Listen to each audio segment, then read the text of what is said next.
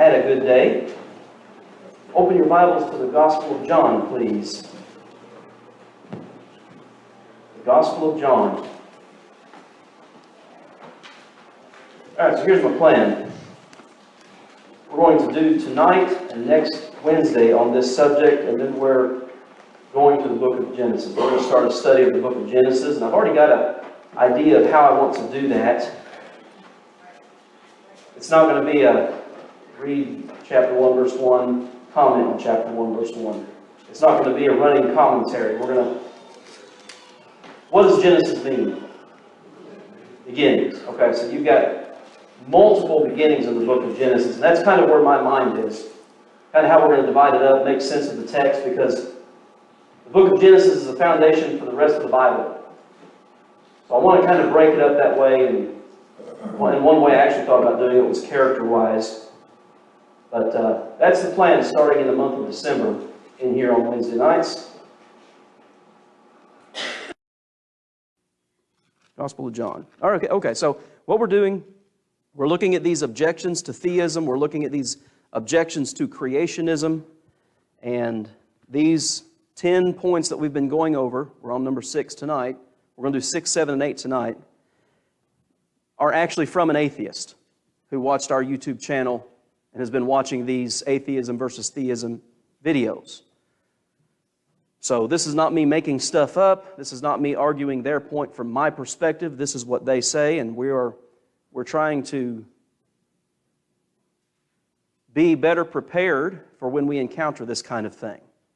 So last week, you remember, 2 Corinthians 10, verses 3 through 5. Tell you what, somebody turn over there and let's read that again. That's an extremely important verse in a Bible class like this. I think a lot of folks, it's been my experience, a class like this throws people off because we're not going verse by verse. That's okay. We're doing topical things here, but it's all Bible related. Anyway, somebody read 2 Corinthians 10, 3 through 5.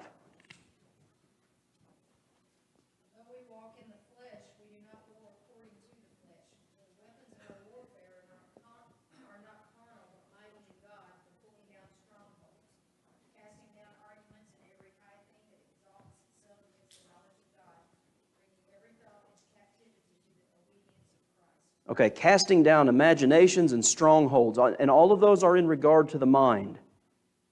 These are mental issues.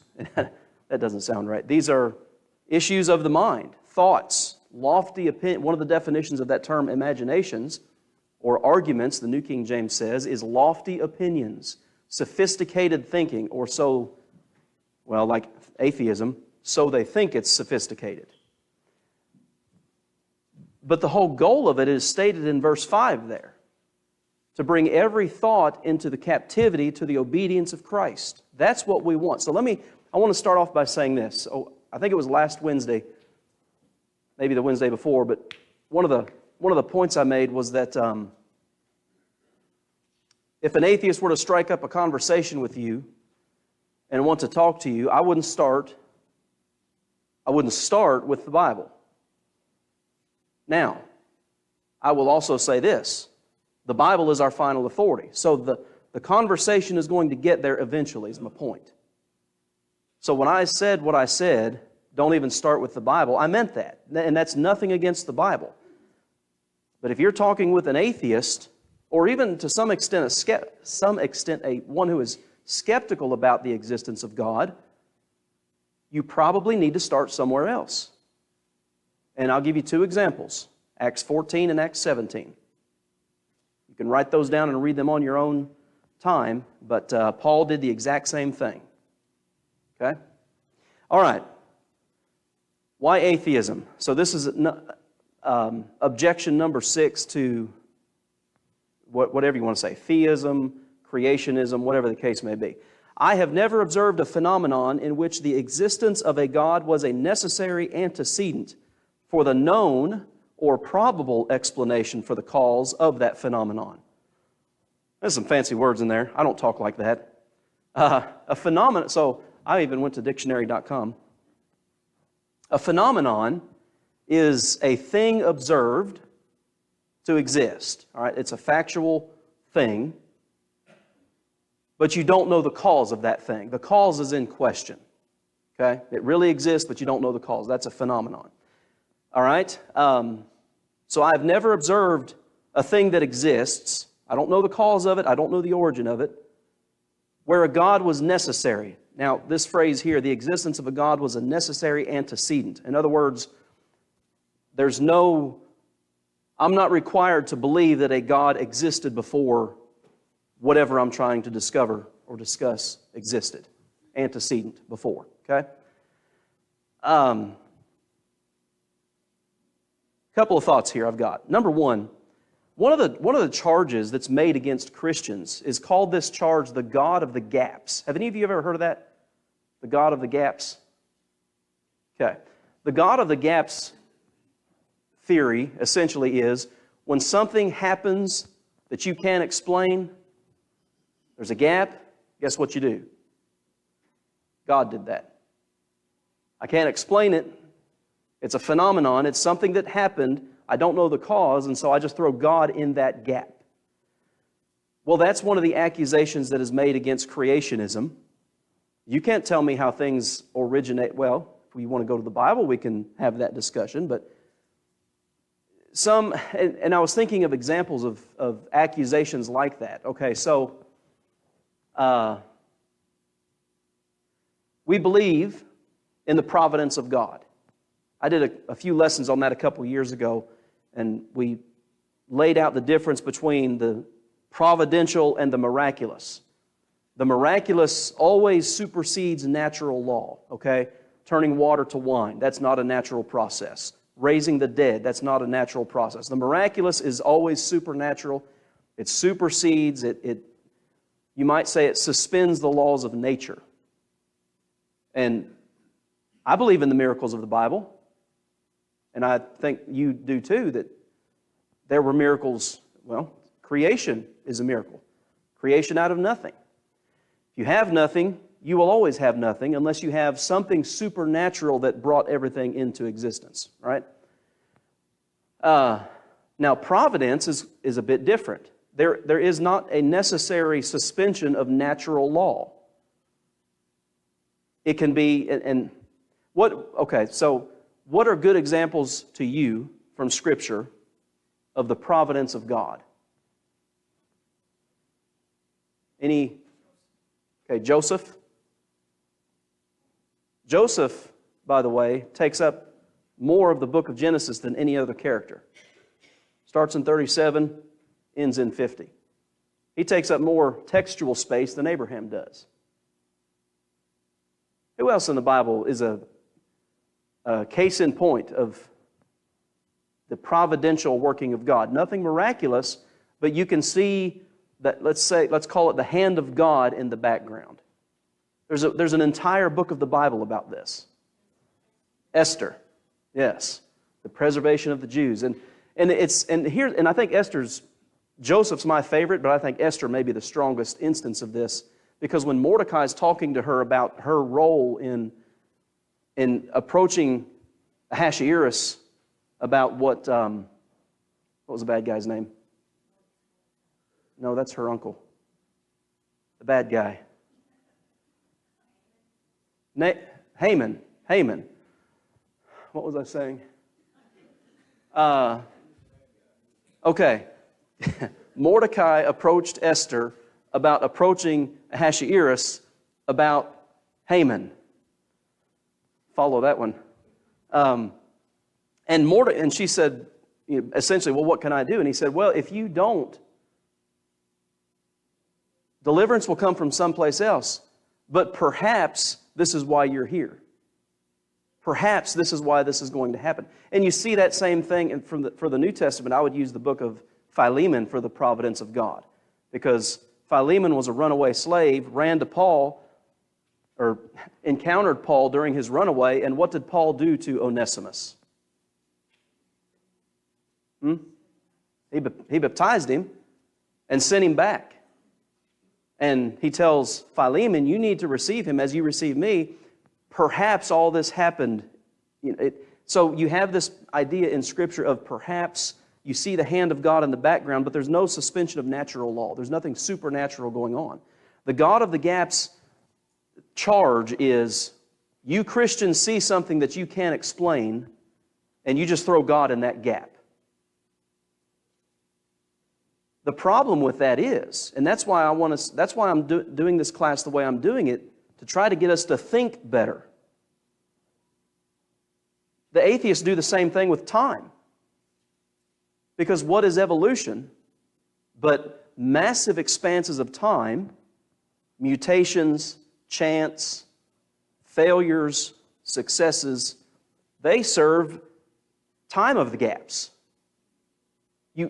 So their charge it kind of falls short, falls on its face really, because they do the exact same thing.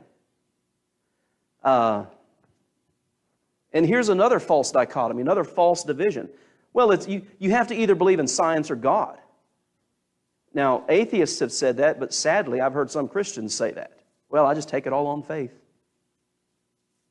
Your scientists of the, what would you call it, the Renaissance, the Enlightenment period, 1700s, they believed in God. And as they were doing their work, their experiments, I don't know if stumbled upon is the right way to say it, but they observed the laws of nature in action, and their conclusion was, well, if there are laws of nature, there has to be something or someone that established those laws. They weren't trying to escape God, but their study of science led them even closer to, let's say, acknowledging the God of the Bible. Then what's often referred to as the new atheists. That would be like your Richard Dawkins and Christopher Hitchens, that guy's whose name I couldn't think of last week either. They are militant atheists. They're hard atheists. God's not even an option. If y'all remember that quote I shared with you on here last week, what would convince Richard Dawkins of a God that existed? He said, I'm beginning to think nothing would convince me. Well, that's just, for a scientist, that's very unscientific, isn't it? And self-defeating. So, true... Somebody say something? Okay. True science and religion are not at odds. True science and biblical faith are not at odds with each other. One of the evidences of the inspiration of Scripture is the scientific foreknowledge of the Bible. And I talked about this a few weeks ago. The Bible talks in several places about the water cycle. It talks about the source of life is in the blood. In terms of sacrifice and in terms, in fact, of capital punishment in Genesis chapter 9. It talks about being formed in the womb and life being present in the womb. I mean, there is not a problem with true science and true religion. Let's just say it that way. But any questions or comments on anything I've just said there, which was a lot? Okay. Well, so then it comes down to this. I'll get to that quote in just a minute. Well, okay, so you believe that God created everything. Well, who created God? How would you answer that question? Who created God?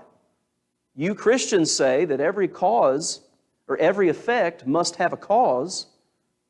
And you say God caused all of this. Well, what caused God? What might be a response to that pushback?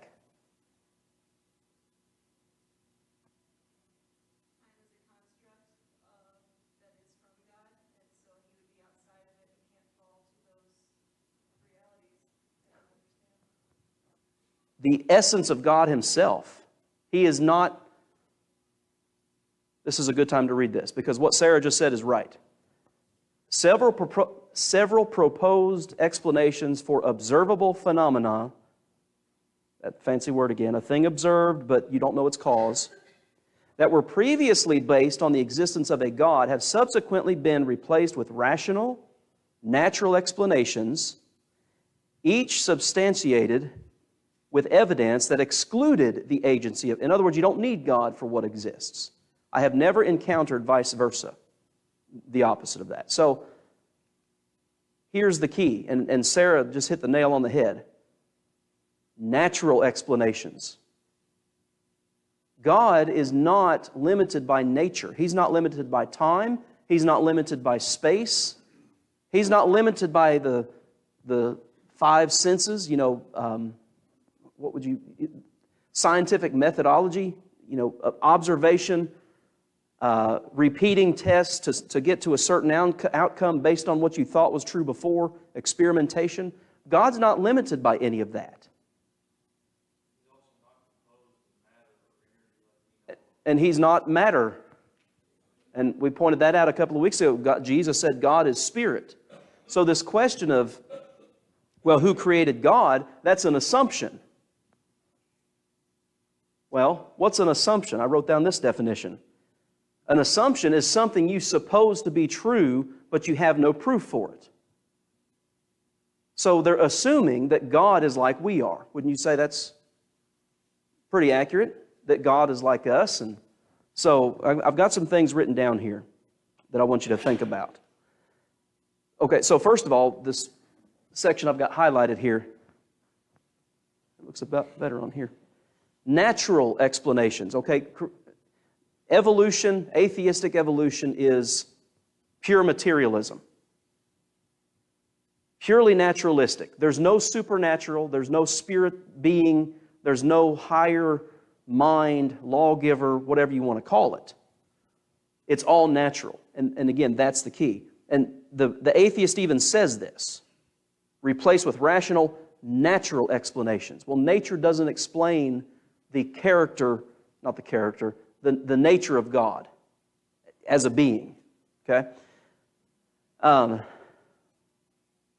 In order for there to be anything, okay, so it's true, if you start out with nothing and you give it 4.6 billion years, what will you have in 4.6 billion years? You will have nothing. Nothing always leads to nothing. So if there is anything, there has to be something that preceded it, and we've talked about this, that is greater than it, that is intelligent, that is not just unconscious material stuff, whatever that stuff might be. So the Creator, and so think about this. All right, so you look at the creation. We've done this. Psalm 19, Romans chapter 1, and you can even go to Acts chapter 17 to an extent because Paul addressed it there in the city of Athens. I don't see God in any of the creation. I don't see Him here. I can't observe Him in the creation. Well, here's something to think about. The Creator is not going to be made up of the thing that He has created. We are physical beings. We are dual beings. We also have an immaterial part of us. We have an eternal part of us, don't we?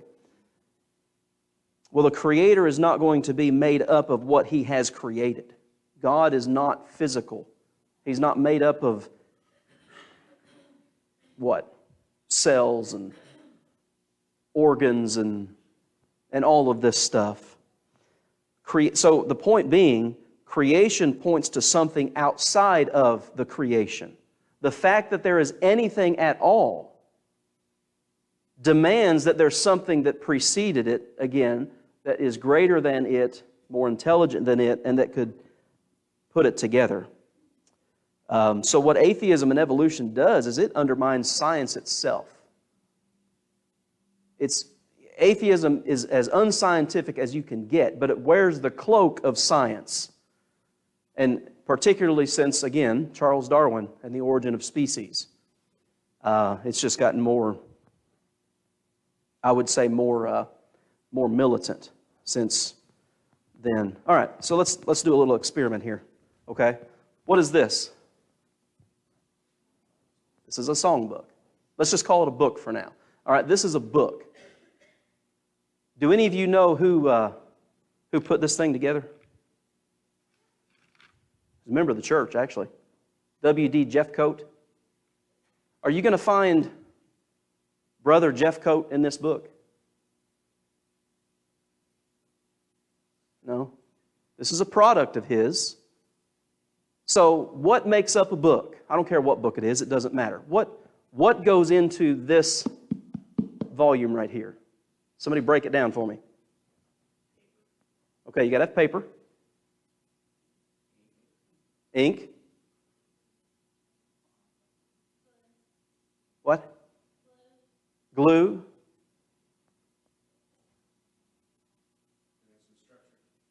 It's got to have some type of structure, some type of organization. Is there any, guys, come on, is there anything in here? Okay, you got words, you got music, you've got the treble clef and the bass clef, you've got the shape notes, you've got a table of contents, you've got all of that stuff is in here. So you've got editors, you've got musicians, you've got all this stuff in here. Well, what do all, okay, paper. Paper's a pretty simple product, isn't it? There's nothing, it's paper, made out of trees. But what do all of those things, I don't care if you're talking about the glue or the paper or the notes or, from the most elemental part of it, the paper, to the whatever would be the most sophisticated part, which in my opinion would be the shape notes and how to actually assemble a song musically. From the paper to the notes, what is behind each one of those steps or processes? A creator, a mind. This is just matter, okay? You leave that right there for 600 years, and kind of like this, smashing this with a hammer, it'll still be this, but it'll be a bunch of different pieces. That may, what's the word?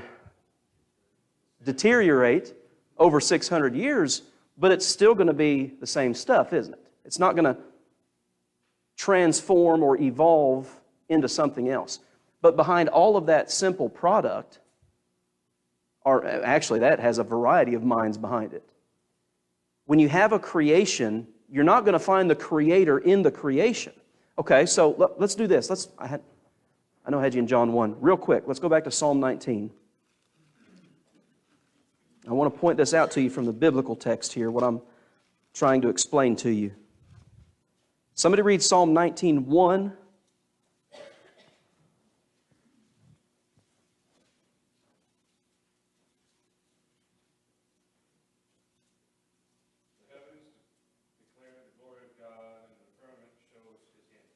Okay. Now read verse 7.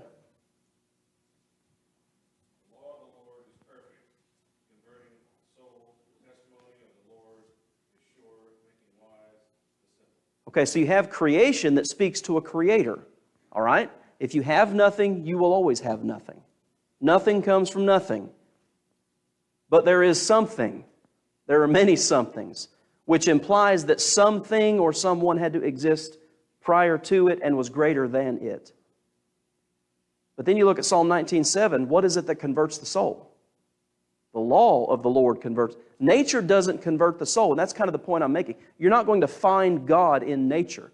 Nature is evidence of a creator. The creation is evidence of a creator. Okay, Hebrews 3:4. Every house is built by some man, but he who built all things is God. You look at a house, and, well, if you let's say you're going to build a house. You talk to the owner. Hey, who was your, Kim, what questions would you ask them? Yeah, interior design, who designed the outside, the inside. You're going to want to know the minds that were behind that, if you like it. Well, that just implies, you're making an inference. You drive by a house, and you infer that somebody designed it. And you would make another inference, well then, okay, somebody designed it, but somebody had to then put that thing together, didn't they? It doesn't just happen. So, nature speaks of God, but you're not going to find God in nature. You won't find, is your guy's architect moving in with you? Probably not? Okay. Well, you don't find the Creator in the creation. It's evidence of the Creator. You find the Creator in His law, in His revelation. All right? Any questions or comments on any of that?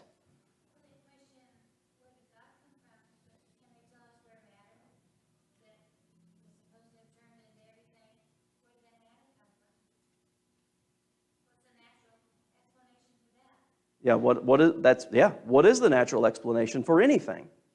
Well, that becomes what's called an eternal regress. It just always, it's eternally backwards. It was just always there. It had to come from somewhere. That's the point. Yes, absolutely. They have to suspend the known laws of science. Absolutely right. Anybody else before I move on here? All right. Argument number 8 was, I have never experienced the presence of a God through intercession of angels, divine revelation, the miraculous act of divinity, or any occurrence of a supernatural event. Okay, so I've never seen a miracle. We could sum that down, summarize that into I've never seen a miracle. That makes 2 of us. I've never seen a miracle the way the Bible defines a miracle. Now, we use that term miracle. What was the Franco Harris, Terry Bradshaw catch? The miraculous reception back in the 70s. It's a miracle that somebody survived that car crash. It's a we use that term very loosely. The Bible defines miracle very specifically.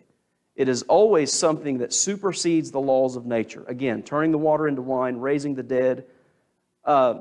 Peter cut off Malchus's ear with a sword. What did Jesus do? He restored it. I believe in miracles. I believe in the miraculous. Now, the same book that tells me of those miracles tells me that there was a certain duration for miracles, doesn't it? Till that which is perfect has come. So let's think about this one for just a minute. First of all, why would you as an atheist assume that that is how you would experience God? Why would you make that assumption? Well, your book says it has miracles. Okay, so that's why you make that assumption. Okay, well, let's look at a couple passages. John chapter 20. And I want somebody to read 24 through 29, please.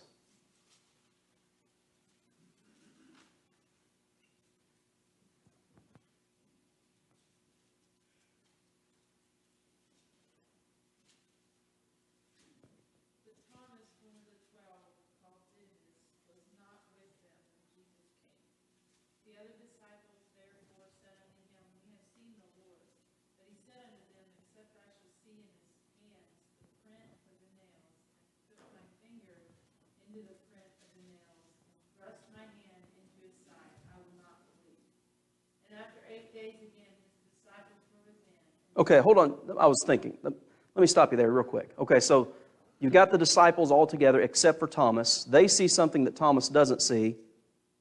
And we call him what? Doubting Thomas. Stop doing that. He's not doubting Thomas. What does he say? Read back what he says to them when they say, we have seen the Lord.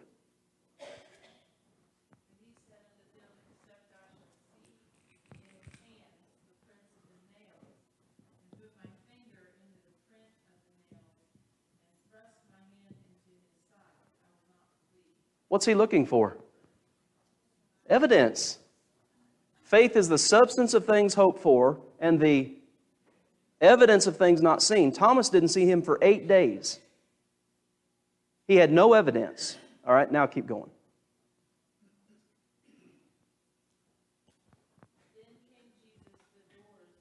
Listen to this. Hold on. Sorry. Then came Jesus, and these are like commas. Then came Jesus, the doors being shut, and stood in the midst of them. And yet you read John chapter 21 and he sits down and eats breakfast with them. That's the nature of the resurrection body. It's a glorified body. All right, go ahead.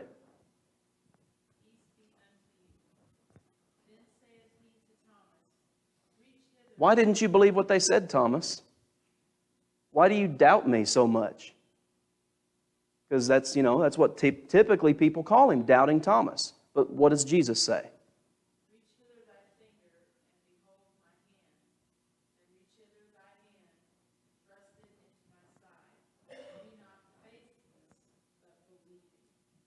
Why would he believe? Be not faithless, but believe. Why would he believe? Because he has the evidence now. All right, go ahead.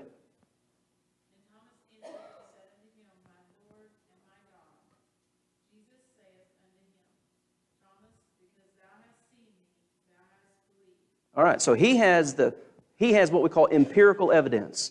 Empirical evidence is the evidence that you can observe with the five senses, right? You've seen and believed.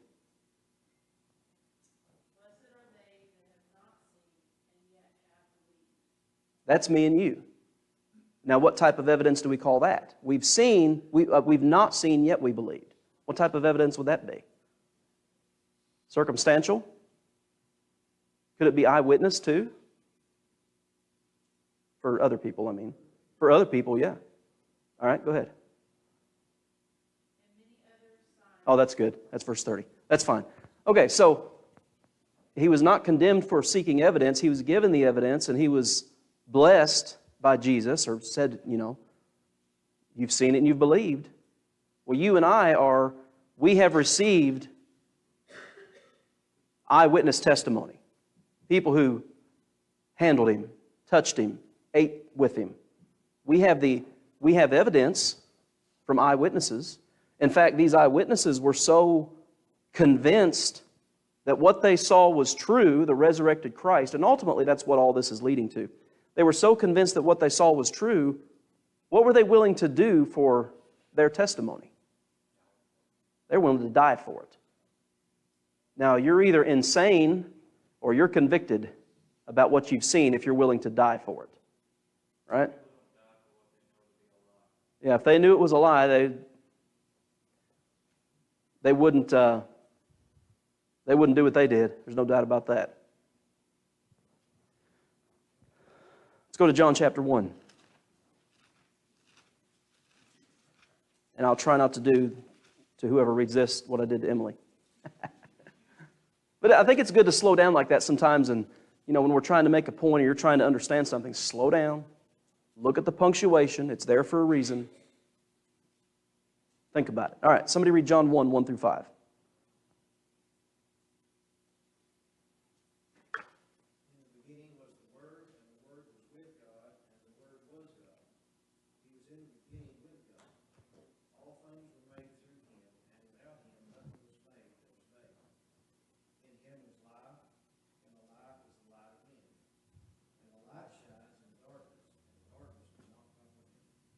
Okay.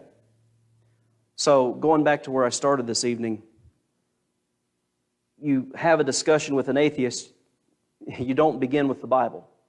Start somewhere else. But you always need to get back to the Bible. Because that is the ultimate standard of authority. I say for the Christian, but for everybody. You understand what I mean there. Everybody's subject to God, but that's the final standard of authority. In the beginning was the Word. Okay, so in the beginning was the Word. What does verse 14 say now? And the Word became flesh and dwelt among us. So we know who the Word is, but notice what Steve read there. In the beginning was the Word, Word was with God, Word was God. The same was in the beginning with God. Verse 3, that's what it is. All things were made through Him. He's the agent of creation.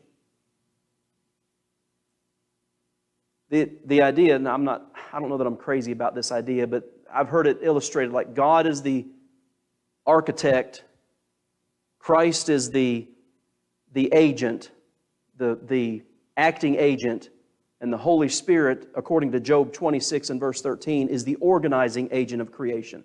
Because when you go back to Genesis 1 and verse 2, it says the Spirit of God was hovering upon the face of the waters, and you connect that with Job 26:13, and it says that by His Spirit, He garnished the heavens. And you look at that word in the Hebrew of garnished, and it literally means framed or organized. So you have all three members of the Godhead involved in the creation. But you have this text here, John 1, 1 through 5, and 1 John begins this same way, by the way, that speaks to, obviously, miraculous creation. The creation of everything out of nothing. And here's the thing. How do you explain creation out of nothing? Well, so Christians are often asked that question. Well, here's a question for the atheist. How do you explain the creation of everything out of nothing? Because if there is no mind, if there is no higher being, whatever the case may be, again, going back to what Timber said, where did the stuff come from originally? Because the laws of science tell us that stuff is not eternal, and that in fact everything that is in existence is in a state of entropy. And it's in a state of running down. It's not getting bigger and better. It's running down, which incidentally kind of runs counter Darwinian evolution. Because what does Darwinian evolution say? Everything's getting better, right? But the laws of science say the opposite. So I recommended a book last week. I don't know if any of you ran home immediately and ordered it from Amazon. Norman Geisler, Frank Turek, I Don't Have Enough Faith to Be an Atheist. Get it. Read it. You want to borrow mine, it's $5 a day. Any questions or comments on any of that? Anytime I have a conversation or think about this topic, dealing with somebody like this, in my mind, I always go back to Luke 16, where we're told that we're going to be dealing with these kind of people. I mean, not in those words necessarily, but, you know, the brothers that were still on earth. Yeah. Versus the rich man that was in torment. Yes. You know, verse 31. Luke 16:31, okay? What's it say? It says, and he said to them, if they hear not Moses and the prophets, neither will they be persuaded if no one is raised from the dead. Yeah. I mean, some people you're just not going to convince. Right. That's right. Even if somebody they knew was raised from the dead and come to tell them, some people will not listen. That's exactly right. I mean, we just need to kind of, for our own understanding and our own realization, to understand that some people are going to refuse God. Yes. You know, they're not refusing us necessarily. They're going to refuse God. Yep. And there's only so much that we can do. Well, and you remember two things Jesus said. They're two different passages, but one of them's in Matthew 10, shake the dust off your feet. The other one's in Matthew 7 and verse 6, don't cast your pearls before swine. Those are hard statements because we want to be nicer than God. I'll never give up. Well, guess what God did? Read Romans chapter 1. He gave up. So thank you, Reggie. That's a good point to remember. I just want to, you know, for us, we get discouraged. Sure. To kind of keep that in mind. Absolutely. People are just not going to. Some people will not be convinced. Well, Richard Dawkins, I'm starting to think nothing would convince me. Well, you're probably right, if that's your mentality. All right. So